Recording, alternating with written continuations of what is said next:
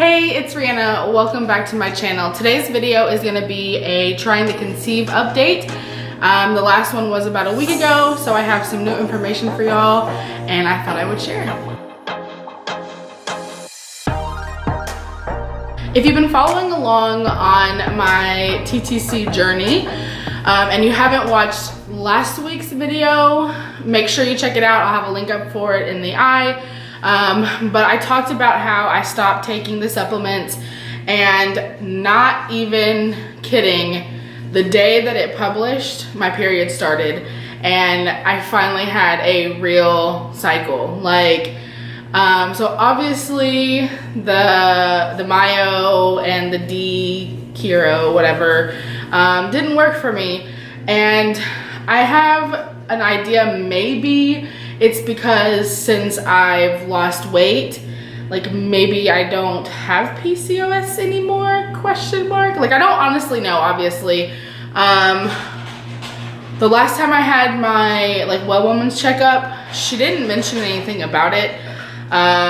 So I don't really know, maybe when I go again, I can ask more questions about it, but yeah, so I don't know if maybe I just don't have PCOS, and so those supplements that are supposed to be beneficial to someone with it was hurting me. I don't know. All I know is that I didn't have a period, a legit period, the whole time that I was taking it, and I stopped taking it for just over a week, and my period came back, and it was a full-fledged normal period. It was 7 days long. It was a little rough because I haven't had one for 3 months, so it was a little on the heavier side, but my periods usually are, so it's whatever. But I was super excited that it only took about a week for everything to get out of my system and for my body to regulate itself back. So that was really cool. I'm really happy about that.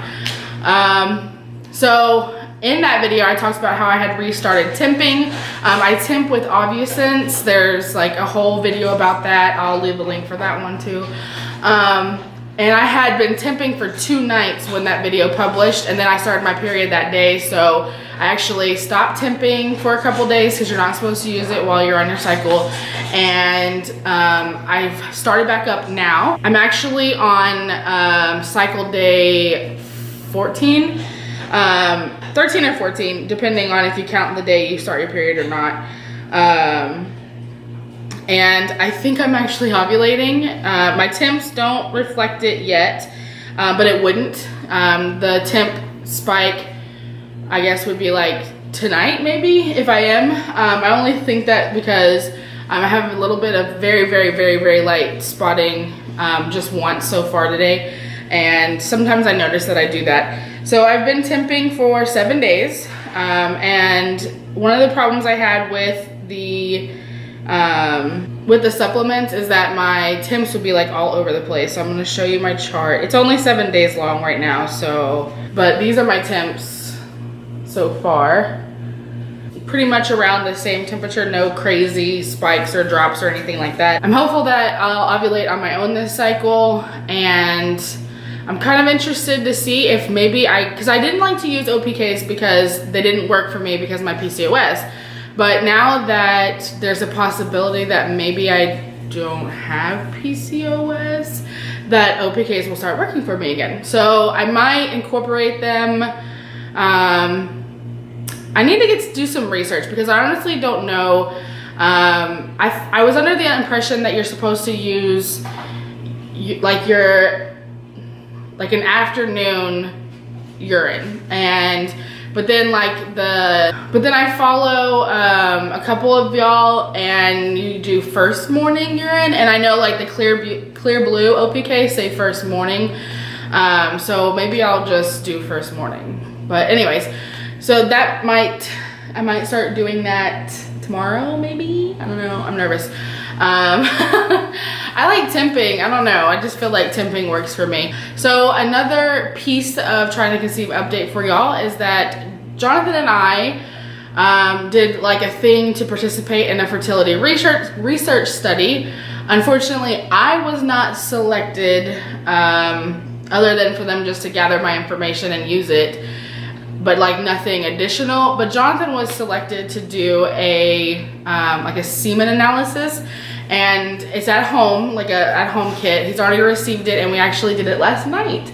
So it tested for count and motility, and his count was in the like normal range or whatever, and his motility was the thing that, like, I'm not sure if it was, I have a feeling that the test was actually like bad.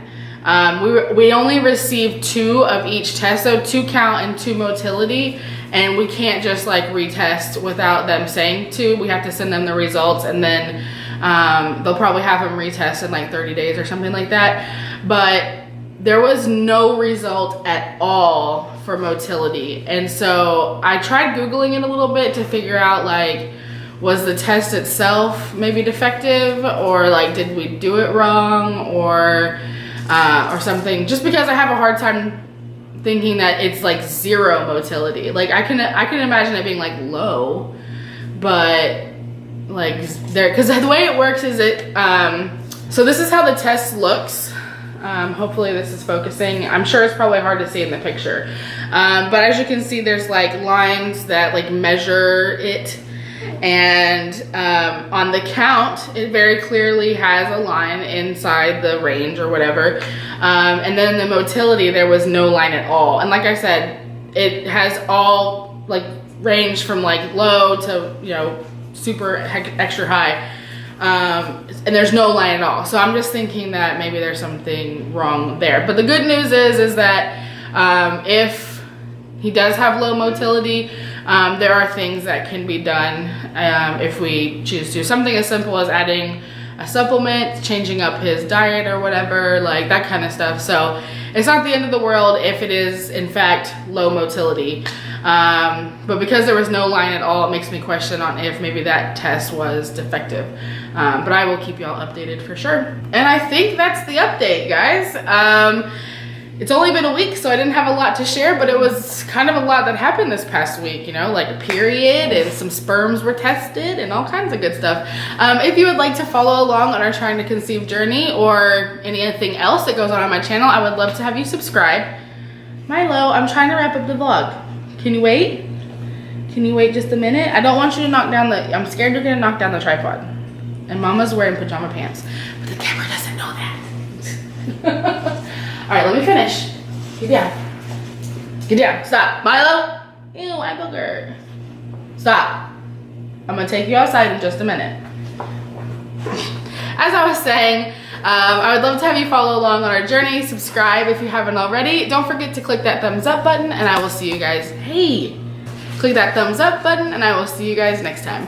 Bye. Hey, it's the next day, and I actually want to tell y'all about something that happened last night after I filmed this update.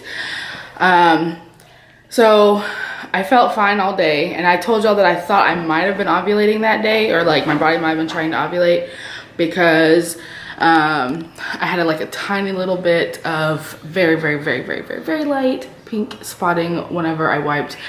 Well, last night I started feeling like I had the flu, and I had a fever, and yeah, it was awful.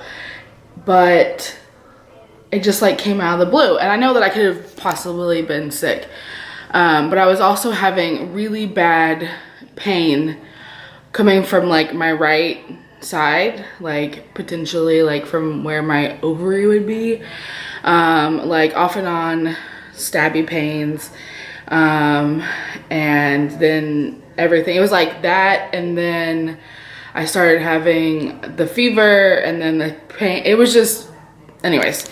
So I did a little bit of Googling, not that that's like science or anything, but apparently that's pretty common. Like a lot of women have flu-like symptoms the day that they ovulate. And then I temped last night, and my temp was up. So, I mean, it was like way up because I had a fever, but we'll see in the next couple of days. If it stays up, then I probably ovulated yesterday. I hope that that's not how it is every time from now on. Because that was awful. I feel like poop. So Like I'm really sore this morning. But anyways, since I wasn't feeling well, I didn't edit this. So I'm gonna go edit it now and get it published for y'all. Okay, bye.